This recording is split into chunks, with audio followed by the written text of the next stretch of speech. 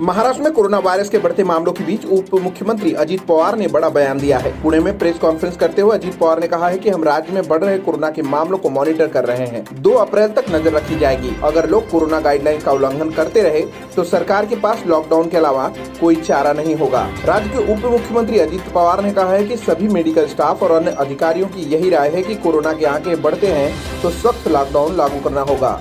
इस पर अगले शुक्रवार को फैसला लिया जाएगा, लेकिन हालात बिगड़े तो पहले भी लॉकडाउन को लगाया जा सकता है। अजित पवार ने ऐलान किया है कि लोगों को होली पर ध्यान रखना होगा, कोई भी भीड़ भाड़ न लगाए वरना कोरोना का संकट बेकाबू हो सकता है। मुंबई में अब किसी भी मॉल में एंट्री के लिए एंटीजन टेस्ट कराना होगा। आपको बता दें कि महाराष्ट्र में इस वक्त कोरोना के कारण सबसे बुरे हालात है।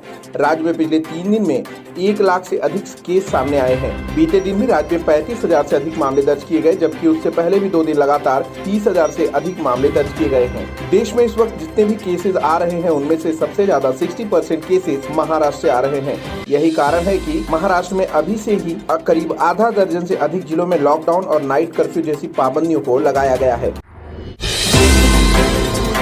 महाराष्ट्र में लगेगा लॉकडाउन, सीएम उद्धव की अहम बैठक। 3 दिन में मिले 1 लाख से ज्यादा केस।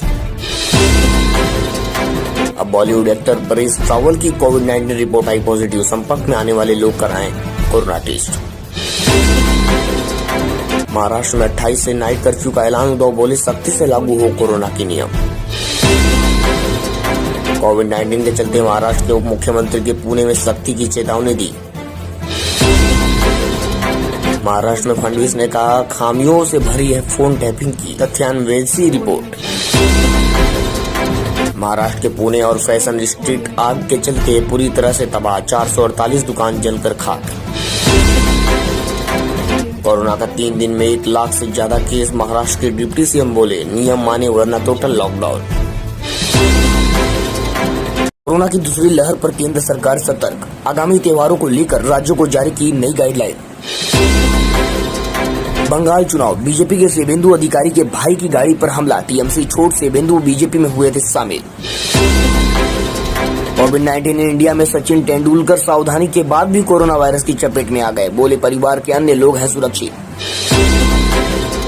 दिल्ली में लॉकडाउन की अफवाह पर स्वास्थ्य मंत्री सत्येंद्र जैन बोले लॉकडाउन समाधान नहीं। बड़ी खबर, सचिन तेंदुलकर कोरोना पॉजिटिव। भांडुप अस्पताल संचालकों के खिलाफ गैर इरादतन हत्या का केस दर्ज। बीएमसी ने भी दिए जांच के आदेश। मुंबई अग्निकांड, पुलिस ने दर्ज की एफआईआर। बीजेपी ने कहा बीएमसी और फायर ब्रिगेड का नाम कैसे गया।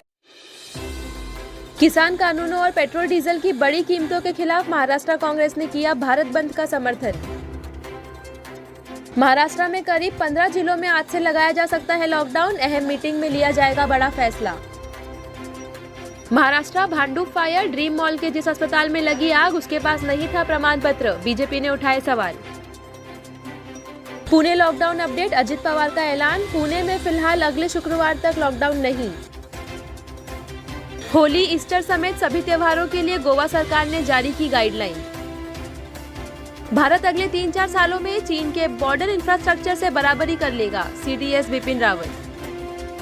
बढ़ते कोरोना के कारण महाराष्ट्र में रविवार से लगेगा night curfew. CM Uddhav Thackeray ने लिया फैसला।